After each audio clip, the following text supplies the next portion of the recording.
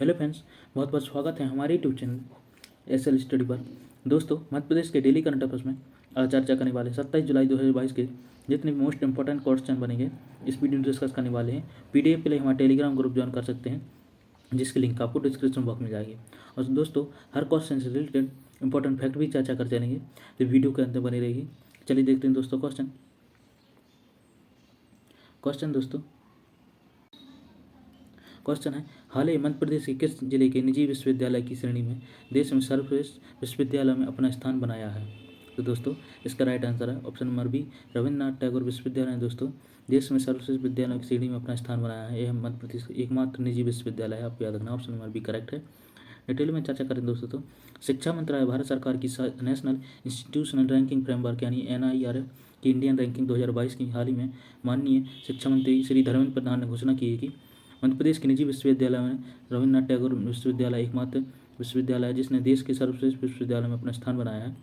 और विश्वविद्यालय ने लगातार चौथे वर्ष यूनिवर्सिटी रैंकिंग हासिल कर मध्य प्रदेश अपना विशिष्ट स्थान बना लिया है। इस वर्ष यूनिवर्सिटी रैंकिंग विश्वविद्यालय ने 151-200 रैंक बैंड में स्थान हासिल किया है। इस बेहतर प्रदर्शन करते हुए विश्वविद्यालय ने इंजीनियरिंग रैंकिंग में 167वीं रैंक हासिल की है। और उल्लेखनीय दोस्तों कि पिछले साल 7 वर्षों से NIRF के माध्यम से देश के शीर्ष शैक्षणिक संस्थानों की रैंकिंग प्रतिवर्ष जारी की जा रही है।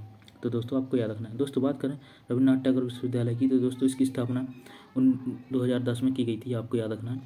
दोस्तों, यह जिला रायसेन में आता है, आपको याद रखना है, जिसके कुलाधिपति हैं संतोष चौबे जी, तो आपको याद रखना। बढ़ते हैं नेक्स्ट क्वेश्चन। तो क्वेश्चन दोस्तों, हाल ही में देश की पहली स्मार्ट सिटी कौन होगी जहां 5G नेटवर्क की सुविधा मिलेगी? तो दोस्तों, देश की पहली स्मार्ट सिटी भोपाल होगी जहां पर 5G नेटवर्क की सुविधा मिलेगी। ऑप्शन नंबर सी करेक्ट है, आपको याद रखना है। दोस्तों, डिटेल में चर्चा करें दोस्तों, तो मध्य प्रदेश की राजधानी भोपाल में जल्द ही 5G नेटवर्क कनेक्शन की शुरुआत होने जा रही है।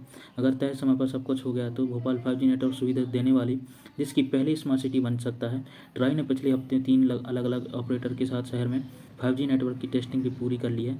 देश में चुने हुए शहरों में आज 5G स्पेक्ट्रम की नीलामी भी होने जा रही है, आपको याद रखना है। दोस्तों, बात करें इंपॉर्टेंट फैक्ट के बारे में, ट्राई के बारे में, तो दोस्तों telecom regulatory authority of India की स्थापना की बात करें तो दोस्तों यह 20 फरवरी 1997 में हुई थी इसकी स्थापना।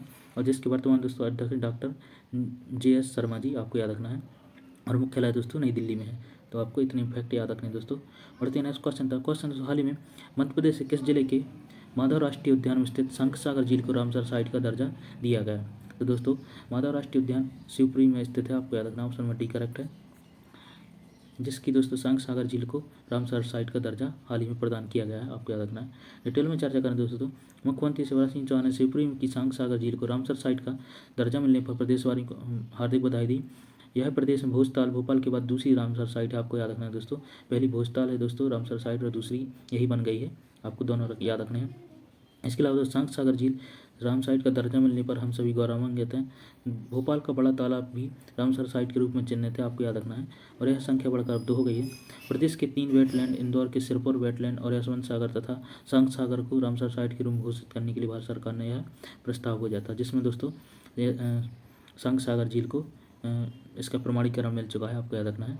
इसके अलावा दोस्तों बात करें इंपॉर्टेंट फैक्ट के बारे में, केंद्रीय वन पर्यावरण जलवायु मंत्रालय द्वारा रामसर संधि के तहत अंतर्राष्ट्रीय महत्व को वेटलैंड को रामसर साइट के रूप में तमिलनाडु, मध्य प्रदेश और मिजोरम के 5 वेटलैंड चिन्हित किए गए हैं, आपको याद रखना है।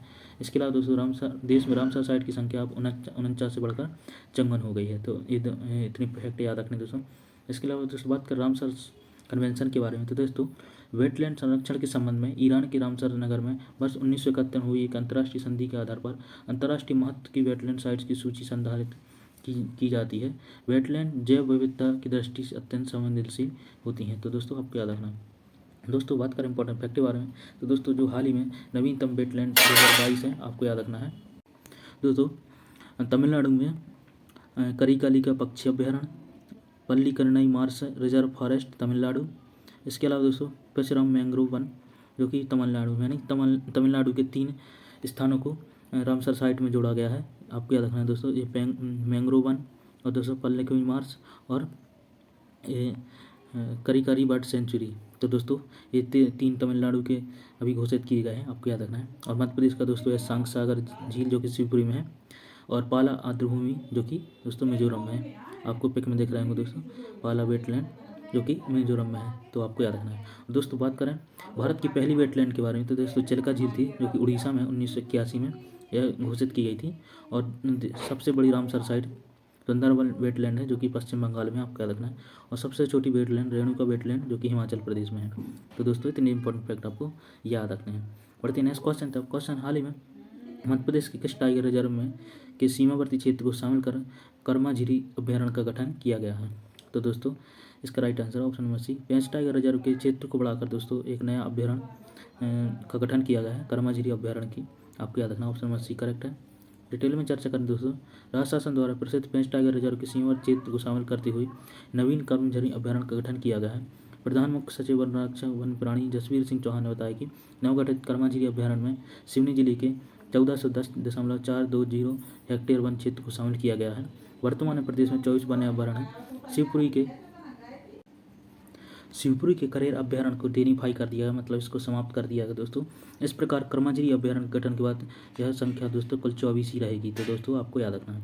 और दोस्तों बात करें इंपॉर्टेंट फैक्ट के बारे में, तो दोस्तों राज्य शासन भारत सरकार से प्राप्त स्वीकृति के बाद महत्वपूर्ण सूचना अधिकार जारी करते हुए शिवपुरी के करेरा में 202.21 वर्ग किलोमीटर क्षेत्र में वन प्राणी के अभ्यारण्य को समाप्त कर दिया गया। करेरा जो कि दोस्तों आपको याद रखना है, करेरा वन अभ्यारण्य।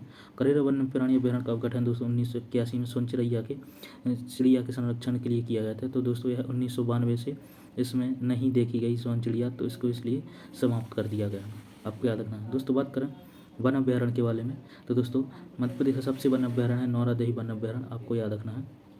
और सबसे छोटा दोस्तों कराला मंडल, तो आपको दोनों ही याद रखने हैं। बढ़ते नेक्स्ट क्वेश्चन था। क्वेश्चन दोस्तों हाल ही में राष्ट्रीय हिंदी सेवा सम्मान 2020 भोपाल में किसे प्रदान किया जाएगा? तो दोस्तों राष्ट्रीय हिंदी सेवा सम्मान वर्ष 2020 के लिए भोपाल से सुधीर मोता जी को सम्मानित किया जाएगा, आपको याद रखना है दोस्तों। ऑप्शन नंबर भी करेक्ट है। डिटेल में चर्चा करें दोस्तों, संस्कृति विभाग ने वर्ष 2019-20 के लिए राष्ट्रीय हिंदी भाषा सम्मान की घोषणा की है। राष्ट्रीय सूचना प्रौद्योगिकी सम्मान 2019 दिल्ली के जगदीप कणिक जी को, और 2020 का संस्था ऋतिक जी को, और नई दिल्ली के दोनों दोस्तों।